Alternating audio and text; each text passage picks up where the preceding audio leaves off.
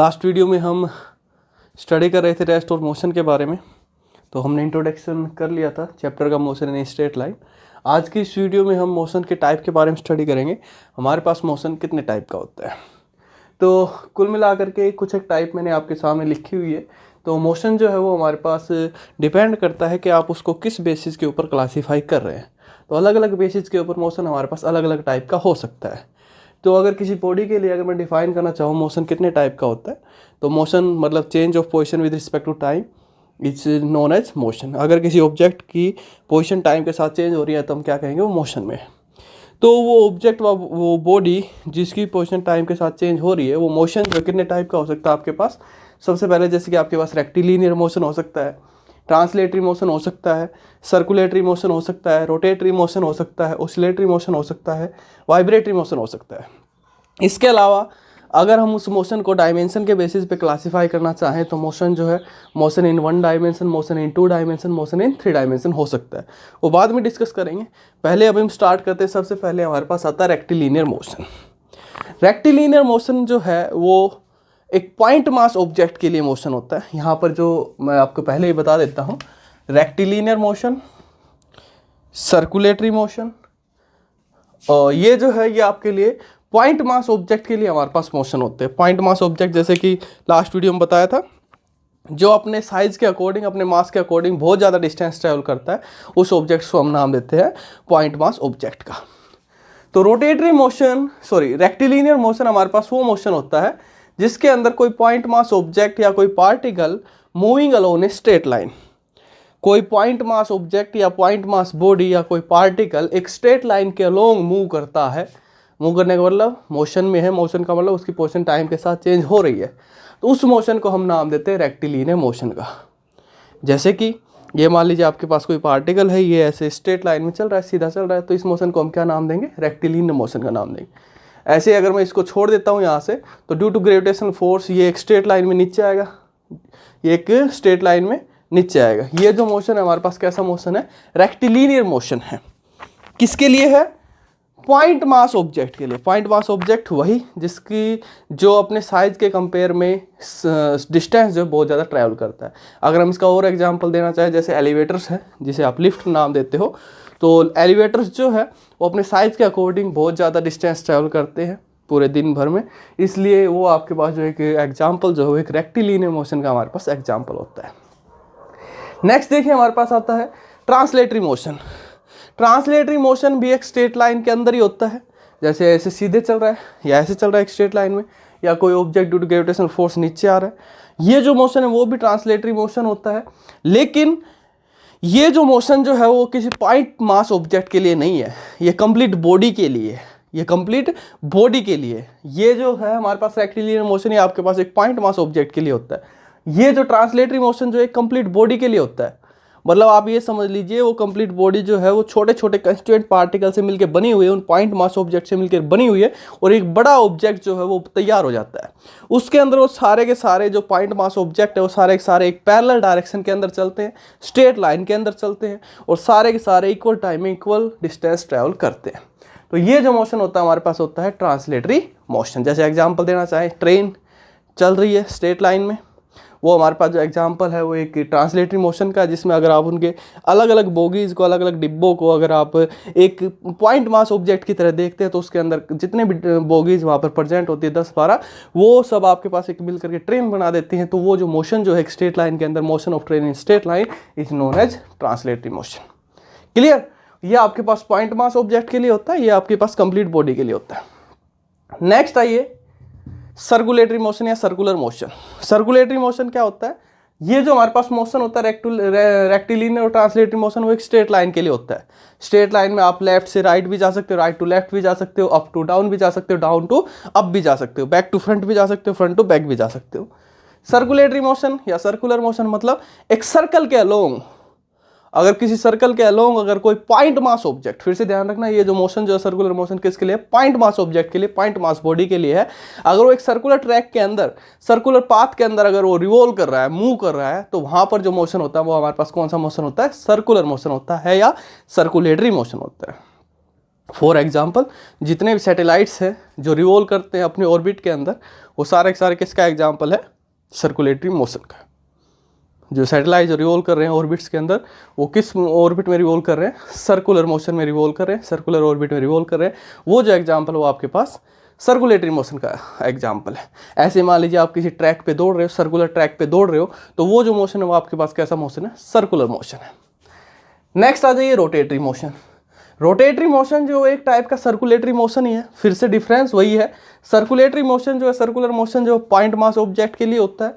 Rotatory motion जो है वो पॉइंट मास ऑब्जेक्ट के लिए नहीं होता, कंप्लीट बॉडी के लिए होता है, कंप्लीट बिग ऑब्जेक्ट के लिए होता है। हम फिर से वही बात बोल सकते हैं कि ये कंप्लीट ऑब्जेक्ट जो छोटे छोटे पॉइंट मास ऑब्जेक्ट से मिलकर के बना होगा, और उसके सारे के सारे पार्टिकल्स जो है, कंस्टिट्यूएंट पार्टिकल जो है, वो एक सर्कुलर इक्वल टाइम में इक्वल डिस्टेंस ट्रेवल करेंगे, सर्कुलर मोशन में आपको रिवॉल्व करते हुए दिखाई देंगे। वो जो मोशन होता है आपके पास होता है रोटेटरी मोशन। फॉर एग्जाम्पल अर्थ जो स्पिन कर रही है अपने एक्सिस के अराउंड, अर्थ जो स्पिन करती है, अर्थ हमें पता है अर्थ सन के सराउंडिंग में भी रिवॉल्व करती है, अर्थ सन के सराउंडिंग में भी रिवॉल्व करती है और साथ के साथ अपने एक्सिस पे भी रिवॉल्व करती है, सन के सराउंडिंग में भी as well as on its axis. तो अर्थ जो है काफ़ी बड़ी है, हम सारे के सारे अर्थ पे ही है, प्रेजेंट है, मैं हूँ, आप हूँ, बोर्ड है, सब। तो ये हम सब पॉइंट मास ऑब्जेक्ट हो गए, हम सब उसी में प्रेजेंट है, अर्थ के ऊपर प्रेजेंट है। अब हम सभी, अर्थ जो है वो रोटेट कर रही है, अर्थ अपने एक्सिस पे रोटेट कर रही है, तो हम भी उसके साथ साथ रोटेट कर रहे हैं। आपको क्या दिख रहा है? मैं रेस्ट पे दिख रहा हूँ, आप रेस्ट पे दिख रहे हैं। क्यों? क्योंकि हम अर्थ जो रोटेट कर रही है, कंटिन्यूसली रोटेट कर रही है, जिसकी वजह से हम सब रेस्ट पे दिखाई देते हैं अगर मूव नहीं कर रहे हैं तो, लेकिन हम सब उसके साथ रोटेट कर रहे हैं। तो ये जो कंप्लीट ऑब्जेक्ट जो है, जिसके अंदर टीनी ऑब्जेक्ट्स या हम कहें पॉइंट मास ऑब्जेक्ट्स उसके साथ साथ एक सर्कुलर ऑर्बिट में रिवॉल्व करते रहते हैं, वो जो मोशन होता है वो आपके पास होता है रोटेटरी मोशन। ओके, तो इस मोशन को हम नाम देते हैं रोटेटरी मोशन का। नेक्स्ट आपके पास एग्जाम्पल आता है ऑसिलेटरी मोशन। ऑसिलेटरी मोशन क्या है आपके पास? अगर कोई ऑब्जेक्ट टू एंड फ्रो या बैक एंड फोर्थ मोशन वहाँ पर कर रहा है, अगर उसकी पोजीशन टाइम के साथ चेंज हो रही है टू एंड फ्रो या बैक एंड फोर्थ मोशन के अंदर, उस मोशन को हम नाम देते हैं ऑसिलेटरी मोशन का। फॉर एग्जांपल जैसे कि आप क्लॉक को देखते हो, पेंडुलम जो है वो एक बार इधर जाता है, एक बार इधर जाता है। जो उसकी जो स्टेट जो आपके पास ये वाली जो पोजीशन जो होती है, ये पोजीशन, तो वो पेंडुलम जो है वो एक बार इधर जाता है, फिर इधर आता है, फिर इधर आता है, फिर इधर।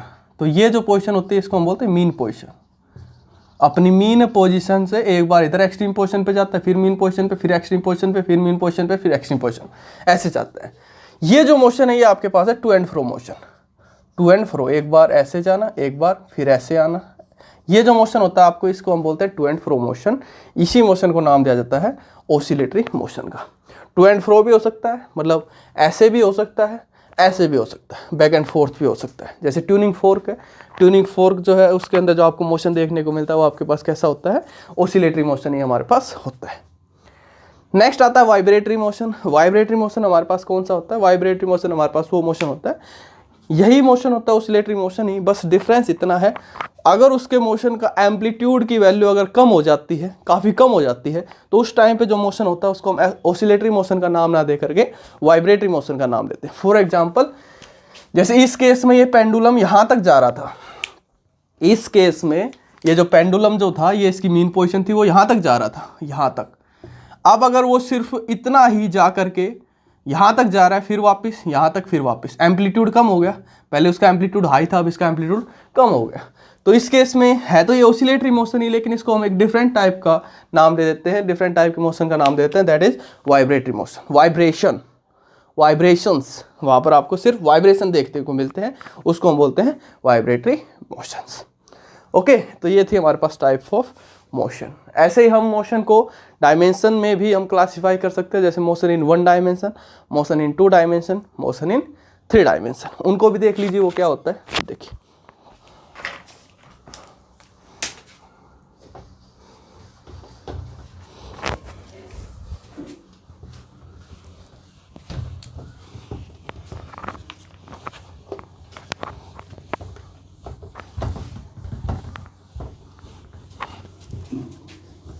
तो अब अगर हम डायमेंशन के बेसिस के ऊपर मोशन को क्लासिफाई करना चाहें, तो हमारे पास डायमेंशन के बेसिस के ऊपर मोशन जो है वो 3 टाइप का होता है। सबसे पहले आपके पास आता है मोशन इन 1 डायमेंशन, नेक्स्ट आता है आपके पास motion in 2 dimension and next motion in 3 dimension. अब समझते हैं इनको बारी बार से। आपके पास क्या होता है motion in 1 dimension, 2 dimension, 3 dimension. जो हमने लास्ट में जो स्टडी किए rectilinear motion, translatory motion, circular motion, हम उनको इनसे भी क्लासीफाई कर सकते हैं। आपकी मर्जी है जैसे भी आप समझना चाहें। तो सबसे पहले आता है हमारे पास motion in 1 dimension. Motion in 1 dimension का क्या मीनिंग है? अगर किसी ऑब्जेक्ट के मोशन को क्लासीफाई करने के लिए आपको सिर्फ एक एक्सिस की रिक्वायरमेंट है, अगर आप एक एक्सिस की हेल्प से आप उसके मोशन को क्लासीफाई कर सकते हैं, तो उस मोशन को हम बोलते हैं मोशन इन 1 डायमेंशन। जैसे हमने कल बताया था कि किसी भी ऑब्जेक्ट के मोशन को डिफाइन करने के लिए हम एक फ्रेम ऑफ रेफरेंस तैयार करते हैं। एक एक्स एक्सिस होता है, एक वाई एक्सिस होता है, एक जेड एक्सिस होता है। तो ये आपके पास जैसे ये ओरिजिन, इधर की साइड एक्स एक्सिस, इधर की साइड वाई एक्सिस, इधर की साइड जेड एक्सिस। पॉजिटिव में ले रखे हैं हमने सारे के सारे। और एक ऑब्जर्वर के पास एक टाइम जो घड़ी वॉच जो है वो होती है, जिससे वो टाइम के साथ उसकी पोजीशन मेजर करता रहता है। तो अगर आपके पास कोई ऑब्जेक्ट है वो एक स्ट्रेट लाइन में चल रहा है और उसको क्लासीफाई करने के लिए, उसकी पोजीशन को टाइम के साथ क्लासीफाई करने के लिए केवल एक एक्सिस ही सफिशिएंट है, या तो वो एक्स एक्सिस के लॉन्ग हो सकता है, या वाई एक्सिस के लॉन्ग हो सकता है, जेड एक्सिस के लॉन्ग हो सकता है, सिर्फ एक एक्सिस के लॉन्ग, तो उसको हम नाम देते हैं मोशन इन 1 डायमेंशन। जैसे एग्जांपल अगर समझना चाहें, ये मान लीजिए आपके पास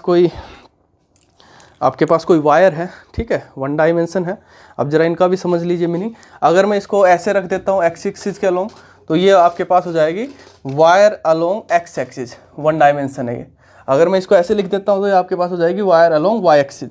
अगर मैं इसको ऐसे रख देता हूँ तो ये आपके पास हो जाएगी wire along Z axis. Okay.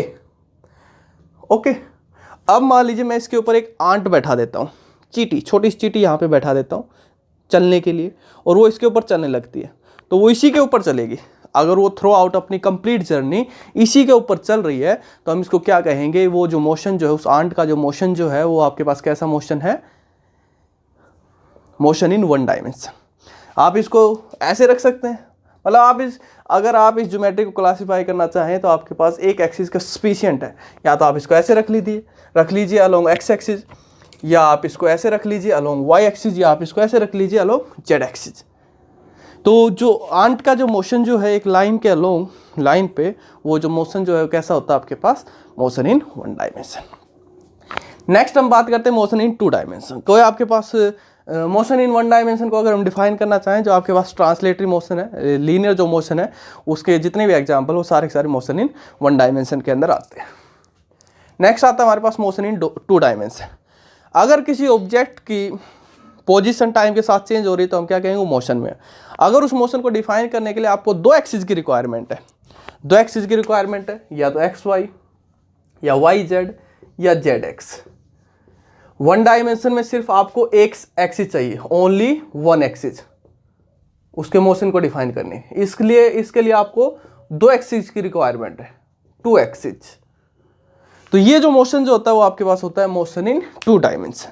जैसे एग्जांपल अगर हम लेना चाहें तो एग्जांपल क्या होगा, जैसे मान लीजिए ये आपके पास कोई बुक है, 2 डायमेंशन है। अगर मैंने इसको ऐसे रखा हुआ है तो ये आपके पास हो गया एक्स और जेड, एक्स जेड एक्सिस में ये रखी हुई है। अगर मैं इसको ऐसे रख देता हूँ तो ये हो गया वाई जेड एक्सिस में ये रखी हुई है। अगर मैं इसको ऐसे रख देता हूँ इस टाइप से, अभी भी वाई जेड में ही है। अगर मैं इसको ऐसे रख देता हूँ तो ये हो गया आपके पास एक्स वाई एक्स एक्सिस और वाई एक्सिस के अंदर ये रखी हुई है, एक्स वाई प्लेन के अंदर। तो इसकी ऑब्जेक्ट की इसकी ज्योमेट्री को डिफाइन करने के लिए आपको 2 एक्सिस की रिक्वायरमेंट होती है। अब मैंने कोई आंट इसके ऊपर छोड़ दी चलने के लिए, तो इस टाइम पे जो आंट जो है वो ऐसे भी चल सकती है, वो ऐसे भी चल सकती है, वो ऐसे भी चल सकती है, मतलब इस कंप्लीट सरफेस पे कहीं पे भी चल सकती है। तो उसकी पोजीशन को टाइम के साथ डिफाइन करने के लिए आपके अब एक एक्सिस सफिशिएंट नहीं होगा। आप ये सोचो कि केवल मैं एक्स एक्सिस ले लूँ या केवल वाई एक्सिस ले लूँ तो काम नहीं चलेगा। आपको दोनों एक्सिस साथ लेकर के चलने पड़ेंगे, एक्स एक्सिस भी और वाई एक्सिस भी।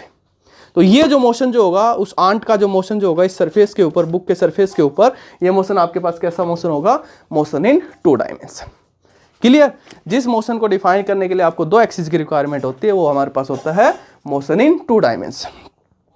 नेक्स्ट ऐसे ही आता है हमारे पास motion in 3 dimension. Motion in 2 dimension का जो एग्जांपल अगर हम देना चाहें, जो सर्कुलर मोशन जो है, सर्कुलेटरी मोशन जो है, वो मोशन इन 2 डायमेंशन का एग्जांपल है। नेक्स्ट आता है हमारे पास motion in 3 dimension. Motion in 3 dimension क्या है? अगर किसी ऑब्जेक्ट के मोशन को डिफाइन करने के लिए आपको तीनों एक्सिस की रिक्वायरमेंट है, एक्स एक्सिस भी चाहिए, वाई एक्सिस भी चाहिए और जेड एक्सिस भी चाहिए, उस टाइम पे जो आपके पास मोशन होता है, हमारे पास जो मोशन होता है वो कौन सा मोशन होता है? Motion in 3 dimension. Motion in 3 dimension. जैसे अगर हम इसका एग्जांपल देना चाहें, एग्जांपल जैसे कि एरोप्लेन है, एरोप्लेन जिस टाइम पे उड़ता है तो वो जो मोशन जो है वो कौन सा मोशन होता है हमारे पास? Motion in 3 dimension. ऐसे ही आपके पास फ्लाइंग काइट है, जो पतंग जो उड़ती है उसका जो मोशन जो आपके पास कौन सा मोशन होता है? Motion in 3 dimension. ऐसे ही आपके पास एक और मोशन होता है गायरोस्कोप्स का, गायरोस्कोप। ये भी जो मूव करता है, इसका जो मूवमेंट जो होता है ये भी आपके पास कैसा मोशन होता है? Motion in 3 dimension. Okay, gyroscope है, एरोप्लेन का मोशन है उड़ते टाइम, फ्लाइंग काइट का मोशन है, ये सब आपके पास आते हैं मोशन इन 3 डायमेंशन। तो इस चैप्टर के अंदर हम स्टडी करेंगे जो आपका चैप्टर है motion in straight line, that is motion in 1 dimension. हम इसके बारे में स्टडी करेंगे, मोशन इन स्ट्रेट लाइन जो आपका रिप्रेजेंट करता है मोशन इन 1 डायमेंशन के अंदर। नेक्स्ट जो चैप्टर होगा मोशन इन प्लेन, तो प्लेन के लिए जो मोशन जो होगा वो रिप्रेजेंट करता है मोशन इन 2 डायमेंशन। तो इस चैप्टर में हम पढ़ेंगे motion in straight line, next chapter हमारा होगा मोशन इन प्लेन, वो 2 डायमेंशन से रिलेटेड होगा, ये 1 डायमेंशन से रिलेटेड होगा। ओके, आज की वीडियो में इतना ही। नेक्स्ट वीडियो में हम इससे छोटी छोटी टर्म्स जो है पढ़ना स्टार्ट करेंगे, जैसे आपके पास डिस्टेंस, डिस्प्लेसमेंट, पाथ लेंथ, ये सब चीज़ें। अब हम आगे चलना, स्पीड, वेलोसिटी, एक्सेलरेशन, धीरे धीरे आगे हम बढ़ते रहेंगे। Thank you.